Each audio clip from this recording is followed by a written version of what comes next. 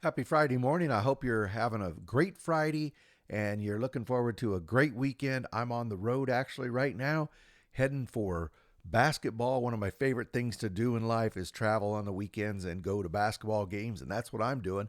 But right now, we have Greg Tonagel for you today. He's the head men's basketball coach, Indiana Wesleyan. Cascade Hoops Talk starts right now.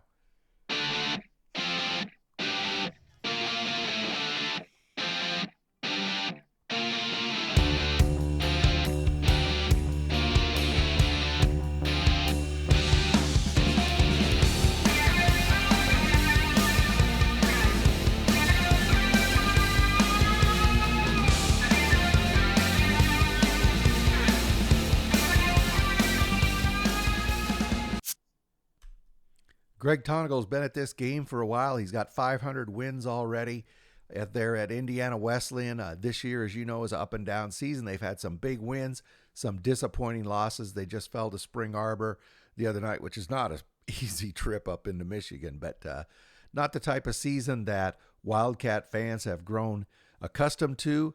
Greg talks about that quite openly. I thought it was an interesting conversation. I hope you enjoy it as well. Greg Tonagel, Indiana Wesleyan basketball. I got Greg Tonagel, head men's basketball coach, Indiana Wesleyan. They're the Wildcats. Hey, Greg, thanks for being on the show. Appreciate you having me, Billy. You and I were just talking for a second, but you've been around at this game a long time. You got 500 wins. You had a tough start to the season, and when Indiana Wesleyan starts dropping games, it's very, very visible because you're such a visible program. How did you manage your team through that period so you could come out the other side?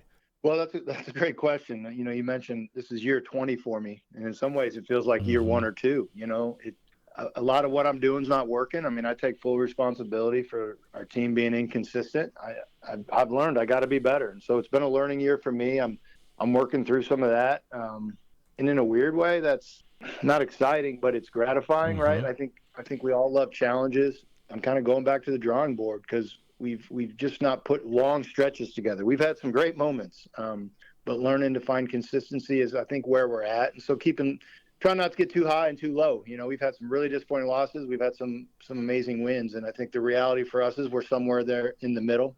So every day we walk into practice, we're just saying, hey, can we get a couple possessions better? And that's where we're at right now. Yeah, so if you look at just the last three games is kind of encapsulate what you talk about. You're able to get a huge win there at home over Huntington.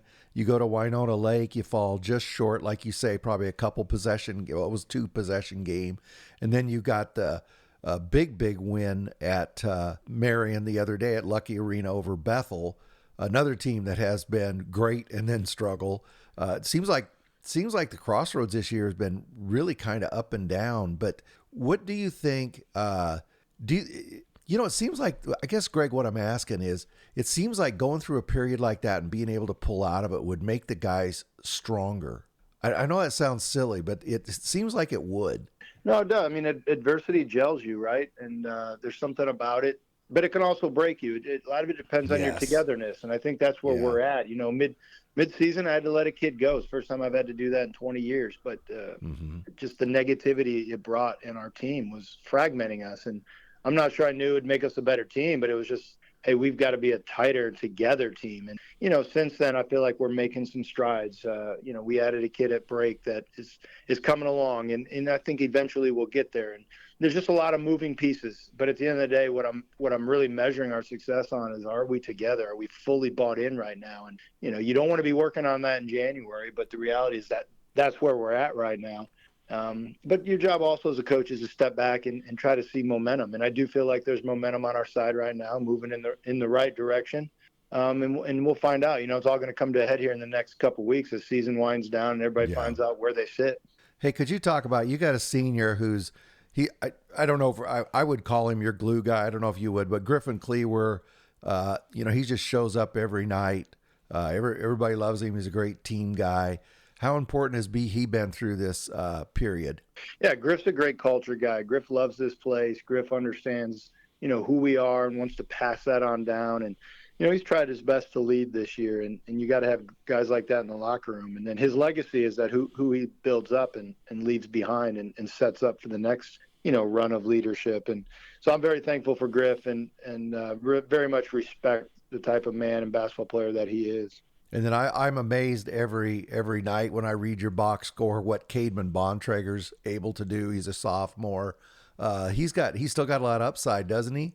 There's a lot of room for growth for Cademan. We know he can score the basketball. He's growing defensively. He had 7 blocks versus Bethel the other day, and that's what we need him to be. We need that presence down low. And the thing I love about Cade is he's very coachable. Kid's got just a really soft, open heart. You can get on him, he'll absorb it. He comes in, he wants to watch film, and so being a sophomore, he is going to continue to get better because he's really hungry for it. Greg, the Crossroads is known for being really deep. A lot of teams can beat anybody. I think this year, if you look up and down the conference, even Goshen's having a better year. A trip into Indianapolis is going to be tough. Bethel is really good. St. Francis is really good. Just talk about the Crossroads League and where it is this year. Yeah, as you said, I think everybody wants to pump their league up, and I get that. But, I'd put the Crossroads League up against anybody's because it's top to bottom. This year, our 7 and 8 are really good this year. Like, there are no gimmies on the road, I don't know if the top 1 or 2 are where they were last year because we had some amazing teams last year at the top. But 1 through 9 is a contender in the league, and that's what makes it a difficult league. But at the same time, I think that's what prepares the Crossroads League for the tournament each and every year because you're getting better every single week. Because if you don't, you're going to get left behind. So I'm trying to pull up the standings, but you're still outside of that top 4. Are you standings watching, or at this point, what do you got? Like 5-6 games season? Conference games left, something like that?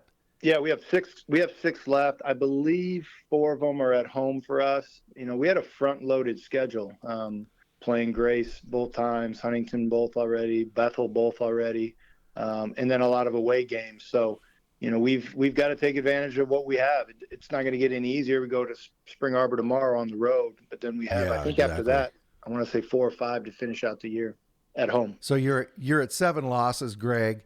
The 4th place team, which is Huntington, has 5 losses. So I'm assuming that you're really just digging to get that 4 spot to get a home game in the first round.